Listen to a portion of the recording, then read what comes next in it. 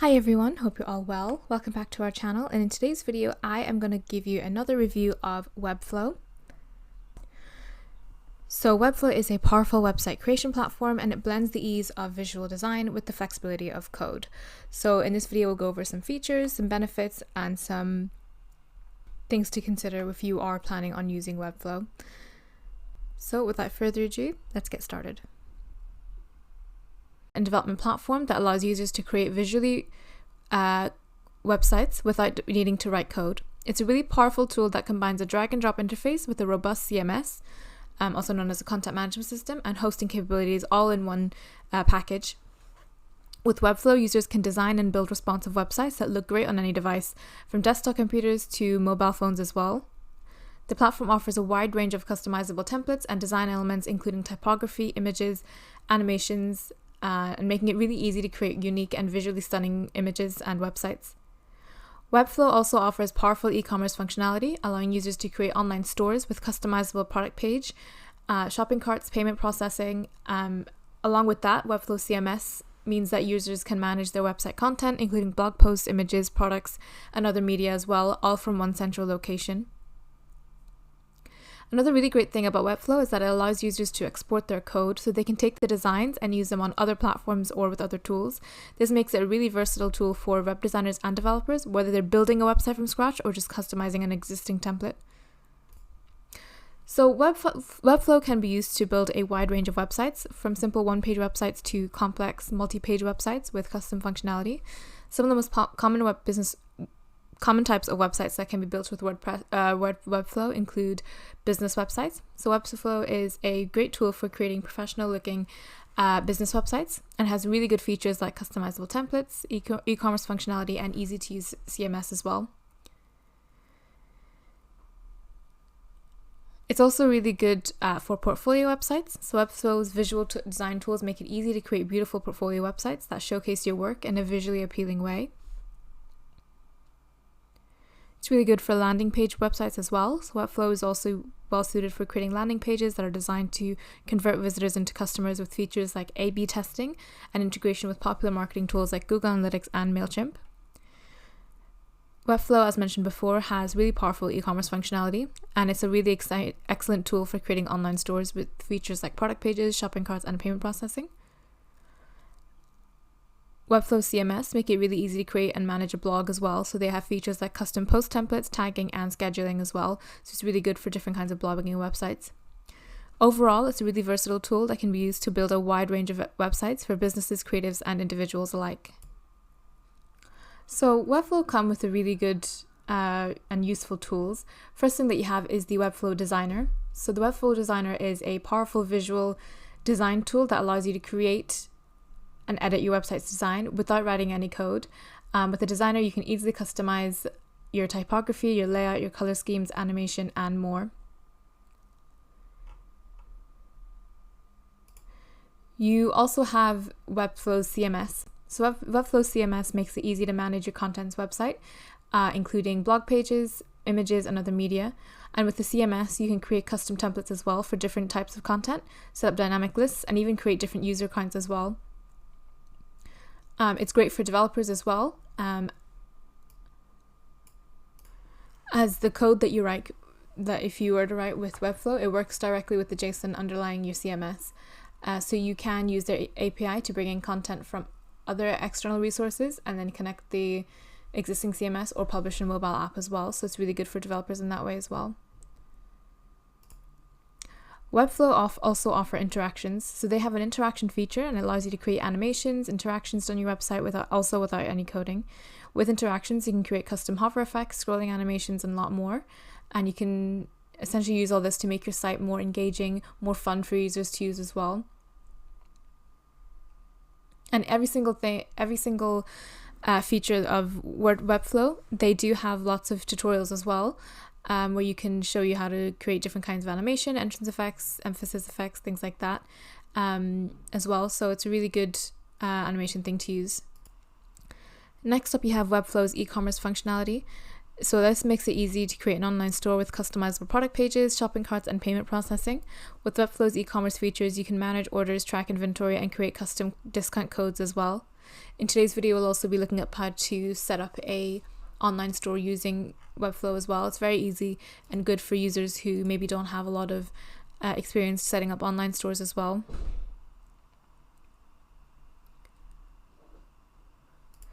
Webflow also have lots of different integrations as well with third-party tools like Google Analytics, MailChimp, Zapier, and lots more.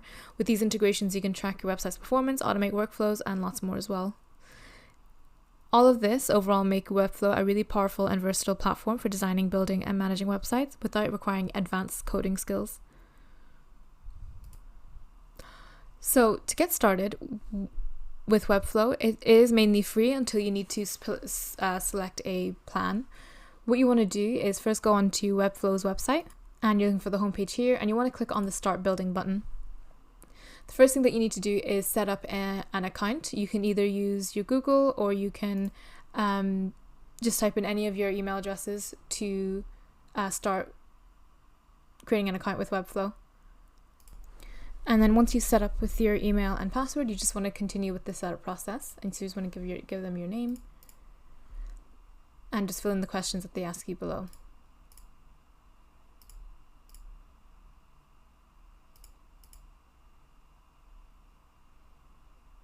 You want to pay attention to this question here. So what do you want to build today? And you want to basically type in or select the type of website that you want to create, and that way they'll help you get started based on what you've selected. So for today's example, we'll just use an e-commerce store, and you can decide if you want to stay up to date by subscribing emails or not, and you want to just click on finish.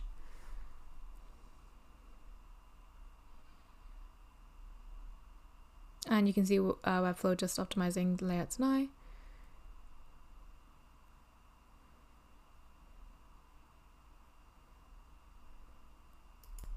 And next thing then you'll be shown different templates to start creating your site.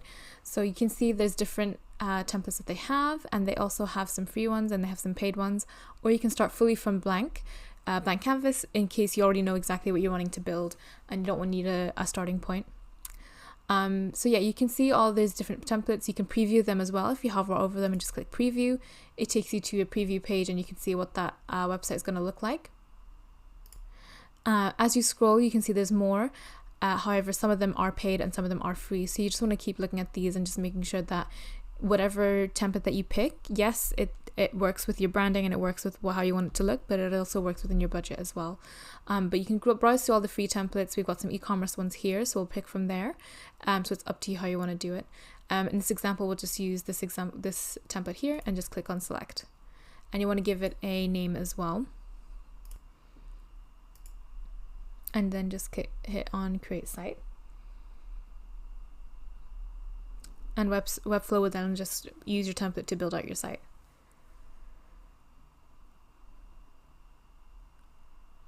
So you can see the site is now loaded, and it's loaded with the site as we selected here, but it's also loaded with the editors and everything like that as well. The really good thing about Webflow is that it does come with really detailed tutorials and step-by-step instructions. So you can see at the beginning we have this get started guide, and you can essentially go through each of these guides and select what it is that you want to do, and then use it as a kind of a checkbox. We'll minimize this for now. But yeah, so Webflow is split kind of within these two panels. So you've got this left panel here, and this is showing you the layout kind of navigation. So it's gives you an overview of how this specific page is being built, and you can select each element and you can select each section that way. And once you select an element, you can click into the element here, and then on the right hand side it'll show you all of the styling for that specific element. So right now it's showing the styling for the heading 1, and then we can click on that and you can see it's showing the styling for the paragraph large as well. That's things like the spacing, the font, the weight, things like that. If you click into the body tab over here, you can see you can update the font styling across all your typographies. So if you click on here, you can see there's body text styling all over here as well, and it just means then you can create like a sort of palette and theme palette and branding palette for each of the heading 1s, heading 2s, paragraph text, body text, things like that, and that way that leaves some kind of like consistency within your design and your layout as well. So it's really simple to kind of start getting added with Webflow.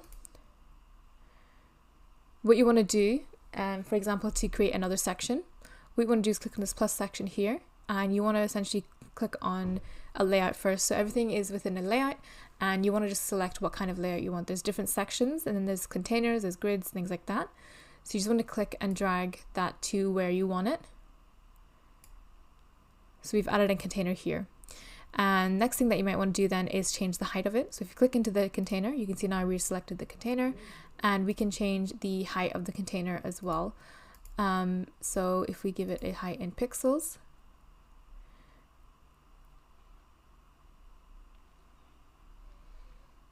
what you want to do is click into the box, and you're looking for the size, and you're looking for the min height here, and you can just give it a minimum height so that it looks a little bit bigger and you have more space to add things.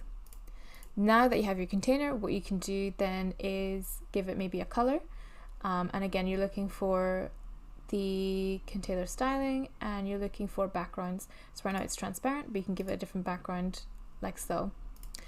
Next thing you can do then is add elements within the container. So for example, we could add a heading, and we can click and drag that within the container, and we've added the heading there. We can then also add a paragraph as well. If we go back to the element section and add paragraph, we can click and drag that over here as well. The paragraph text, as you can see, it's matching the color of the background. So what we're going to do is click onto the paragraph text, and we're going to change the color of it as well. And you can see the text being added, and we can do the same thing with our heading as well. So we've added this heading here, and what you want to do is you can add the styling, and you can add, similar to the paragraph thing, you can add the different styling for colors and typography and things like that, and just kind of style it how you want to. You may find now that there's it's too close to the top, so what we can do is add some more padding to the left and right of the container, and maybe even the top as well. So I've selected the container again, and you can see here I've selected it as well. And then I'm going to go to the spacing section, and I'm going to add the padding. So first of all, I'm going to click on the padding top here, and I am going to add, say, 20. Yeah, so that looks good, so I'm happy with that. And I'm going to also add padding as well. We'll do 40 for this side, and then we'll do 40 on the other side as well, and you can see that's been added as well. So what we might need to do as well is add some padding at the bottom just so it evens out.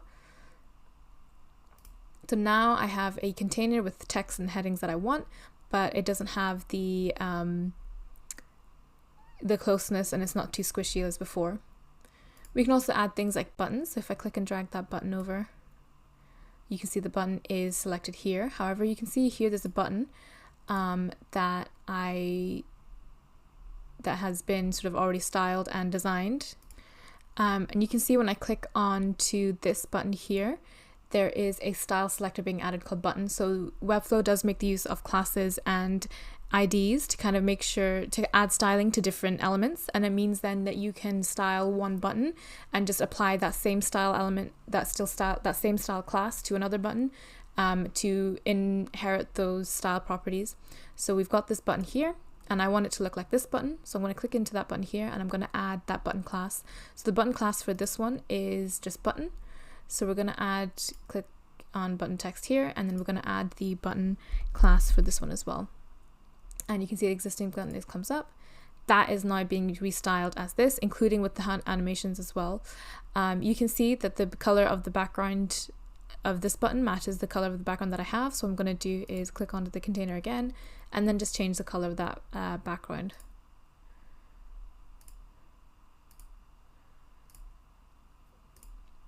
And there we go. So we now have a button that looks exactly how you want the other button to look like, except we didn't need to style that and add more style settings for that. We just added the button class, and then save that as well. And you can do that with every single button that I have, or use different button stylings to make other button stylings as well. So as mentioned before, Webflow is also really good to make your website responsive as well. So making sure that your website looks good and can see all the content easily on all different devices. So what I'm going to do to check on different devices is I'm going to use the top bar up here. So right now I'm on desktop.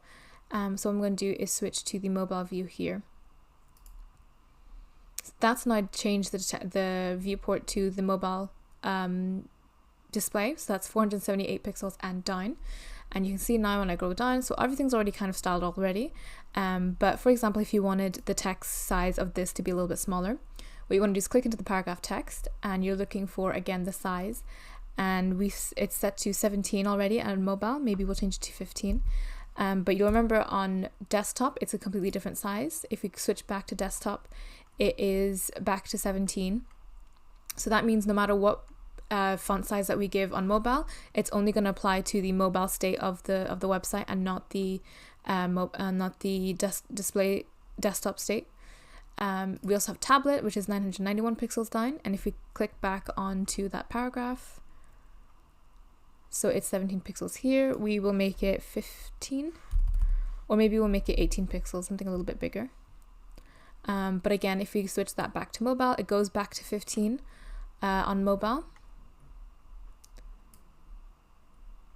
It goes back to 15 on mobile, and then desktop, it's back to 17, and tablet, it goes to 18.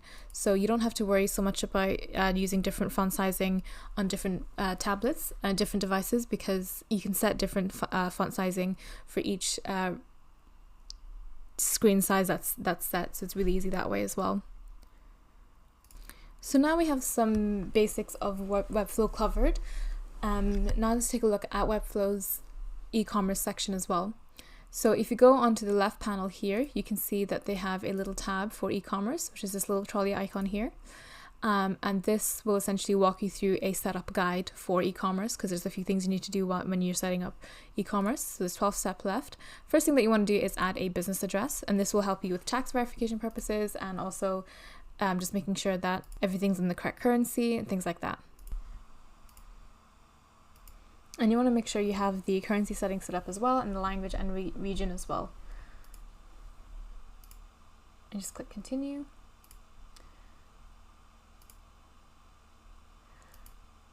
If you go into the payment section, you can see their payment settings. And if you go back to the setup guide, there's still some more things that we need to do. So we need to review the currency settings. So we'll review currency settings. And you can see that we've got the currency already set up, and we're happy with sort of the price formatting and things like that. We're going to click save. And if we go back to the checklist, the next thing then is to actually add a product. So we're going to click on add a product. And we are going to, you can create sample items, so you can get help starting designing a product faster, or you can create a new product. We will create a new product. And we're going to give the product name. So we'll do basic jumper. You can get the name, and the URL slug automatically shows up here. And then you want to give it a product description, just in that little product description here.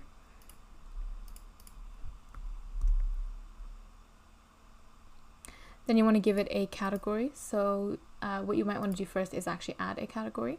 You click on the add button here.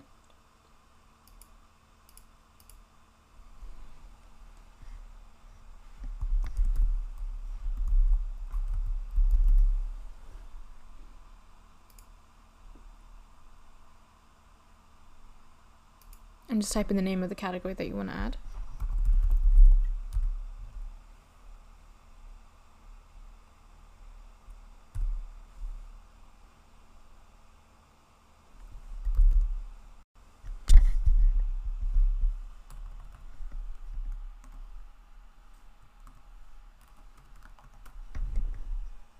And you just want to click on create. You can add as many products categories if you want, but obviously you want to be meaningful with it, and you just don't want to add a whole bunch of categories to your product for the sake of it. And then you want to actually add a image to your product. You can add, so split between main image and more images, so you want to make sure that you add one main image at least. And then you can add more images as needed. And then you want to give the billing price as well. So this is the price that you're selling the product at. And what you can do is to add a compare at price. So this is essentially if you want to put a product on sale, it'll show up as a sale item. So obviously the product here, the pricing here is going to be more than what you add as the price here. You can add SKU identifiers. You can decide if you want to track the inventory, either with a yes or no, and you can give it a number if you decide to actually track the inventory. And whether or not this requires shipping, and you can give it a shipping weight and dimensions. And this will be good if you are selling something that's a little bit heavier, or if the postage, it would be more depending on the weight or the size of it. For things like clothing or retail, it's not really necessary.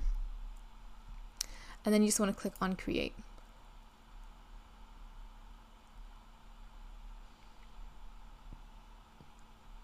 And you can see now that the product is set up. It's staged for publish, meaning that the site isn't published yet, and the site and the product itself needs to be published, but it is ready to go. So now if we go back to the setup guide, we need to add a shipping method, so how we're going to ship the product. And the way this works is through shipping zones. So you'll essentially set up rules for each area.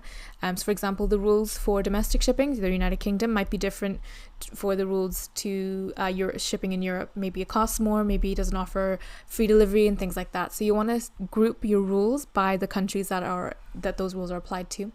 So we've got the domestic shipping kind of already set up. We just want to turn it on, and we want to actually add a shipping method. So you want to click on shipping methods here, and you want to click on new method. And you want to choose whether or not the method is flat rate, meaning it's a rate per item or per product, percentage based, price based, things like that. We'll keep it simple. We'll just keep it at a flat rate, and we'll call it 2-day delivery.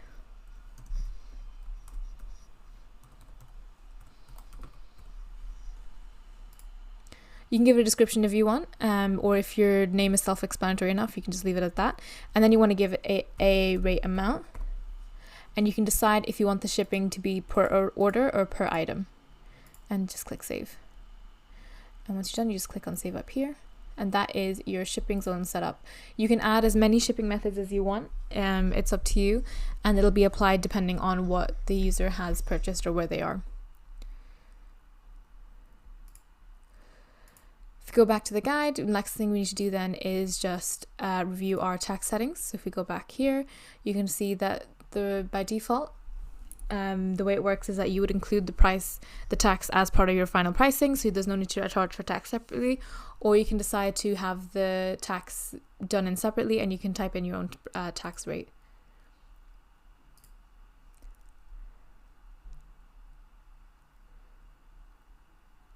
And then we are going back to setup guide, and we have the store set up now, and now all we need is the store design, and this is essentially adding your cart page, adding your checkout page, and designing your pages as well. Lastly, then you also need to add a payment provider. So this is essentially connecting a payment method so that people are able to actually buy the products off your site. And you can do either one or two things. You can either connect Stripe, and that'll accept most major credit and debit cards, or you can do connect to PayPal as well. But you need an account for both, and then you just need to connect them via integrations as well, via the API keys. It's important to note that Stripe themselves don't actually charge for using those platforms, so there's no transaction fee. Webflow don't charge for any kind of transaction fee. However, there is a transaction fee set by Stripe and PayPal, so that's nothing that Webflow would charge. It's actually a charge from the payment provider themselves.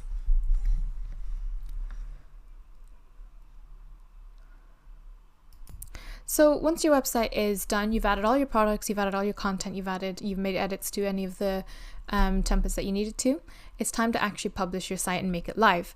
With Webflow, they offer several different pricing plans depending on your needs, but you basically can review each of the plans and decide if you want to use which pricing plan that you want. The Webflow does have a free plan, so with the free plan you can create up to 2 projects and host them on a Webflow subdomain, meaning that you won't have your own custom domain. It'll look something like webflow.name of your website, in this case it's IT support, .webflow.io. So if you wanted to use that, you would just click on publish and use checkbox over here and just click on publish to selected domains.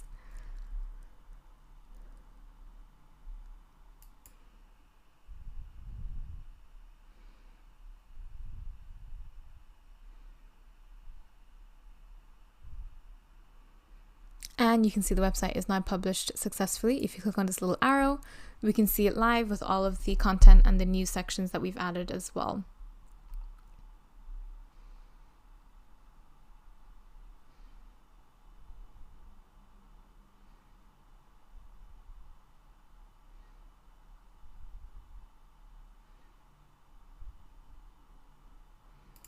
If you decide that you don't want to use Webflow's subdomain and you want to use your own custom domain, then you definitely need to purchase one of Webflow's other paid plans. So Webflow's plans are split into two. There's the basic website and then there's an e-commerce site. So if you have any kind of shopping functionality on your site, whether that's adding the products and accepting payments, then you have to have one of the e-commerce site plans. If you have e-commerce on your website and use one of the basic website plans, you will not be able to use the e-commerce functionality. You won't be able to accept any kind of payments. So just to keep a note of that as well. So as we mentioned before with the website plans, the free plan means you can create up to 2 projects and host them on Webflow subdomain, and you can have access to basic design and CMS features, but you're limited in terms of custom code and integrations. Then you have the basic plan, which is best for launching sort of simple sites. It starts at about $14 a month, and which is billed annually and includes 10 projects, custom domains, and access to Webflow CMS. And you'll also have access to basic e-commerce functionality and integration with third-party platforms like Zapier. Then you have the CMS, and this starts at around $23 a month, and this includes unlimited projects, advanced e-commerce functionality, and the ability to add custom code and integrations. You'll also have access to Webflow's team collaboration and client billing features as well. And lastly, you have the business plan. So the business plan starts at $39 a month, and includes all of the features of the CMS plan, plus priority support, advanced site-wide analytics, and increased project limits as well. For the e-commerce site, it starts off with 3 different pricing plans. You've got $29 a month, $74 a month, and $212 a month.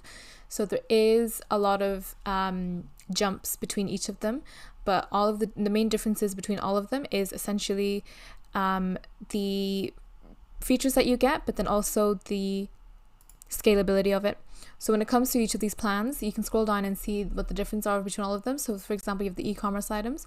With the standard plan, you get 500, and it goes all the way up to 15,000.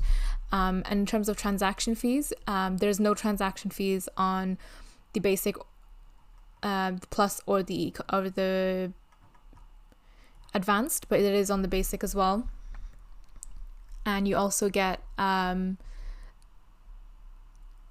different e-commerce features as well. So it's really good for scalability. What you can do is start off with a more basic plan if you know that right now you won't need to make full use of the advanced business features. But the good thing about Webflow's pricing plan is that it does allow for a lot of scalability as well. Overall, their pricing plans are pretty flexible and designed to meet the needs of a wide range of users, from individuals to large businesses as well.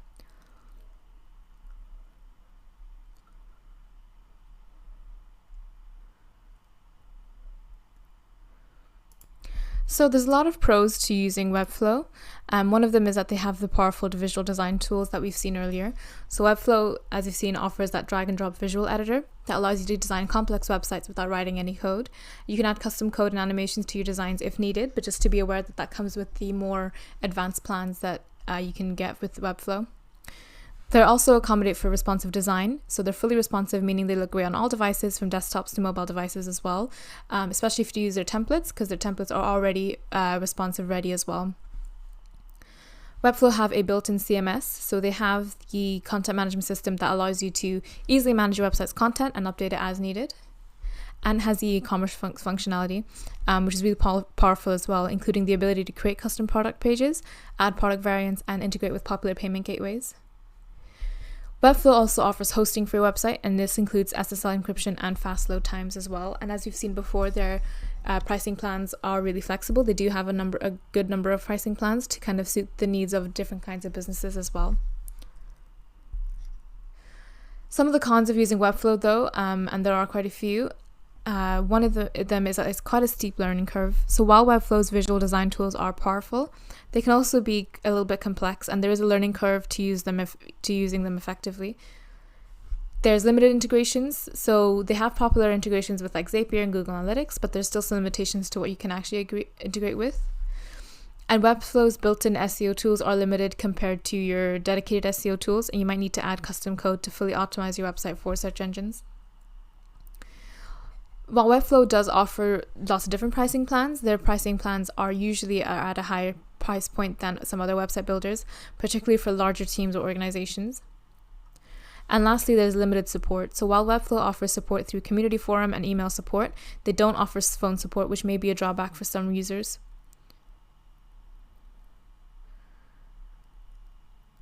Overall, Webflow is a really powerful website builder that offers a lot of functionality and design flexibility, but it might not be the best choice for everyone, particularly if you're looking for something a little bit more simpler or a little bit more budget friendly. With Webflow's hosting, they do have a number of benefits. So one of them is speed and reliability. Their hosting is designed to be fast and reliable, and they have servers around the world that are dedicated to ensure that your website loads quickly for visitors no matter what. They take security very seriously, and their hosting includes SSL encryption, DDoS protection, and other security features. And it's really easy to use as well. So Webflow's hosting is easy to set up and use, even if you have no experience with website hosting. But it's worth noting that Webflow's hosting is only available to users on their paid plans, and their hosting prices can be higher than some other website builders as well. Additionally, if you choose to host your website on Webflow, you are limited to using using their hosting, and you cannot use like a third-party hosting service either. Overall, Webflow is a really powerful website builder, and they offer a lot of functionality and design flexibility, but it may not be the best choice for everyone, particularly if you are looking for something a bit more simpler or more budget-friendly. In terms of simpler website builders, you have website builders like Wix and Squarespace, and we have loads of videos in our YouTube channel if you want to check them out below. And that's a wrap for today's video on Webflow. I hope you enjoyed it. If you have any questions, leave them in the comment section below. And if you liked it, please give this video a like and subscribe for more content just like this. Thanks, and I'll see you in the next one.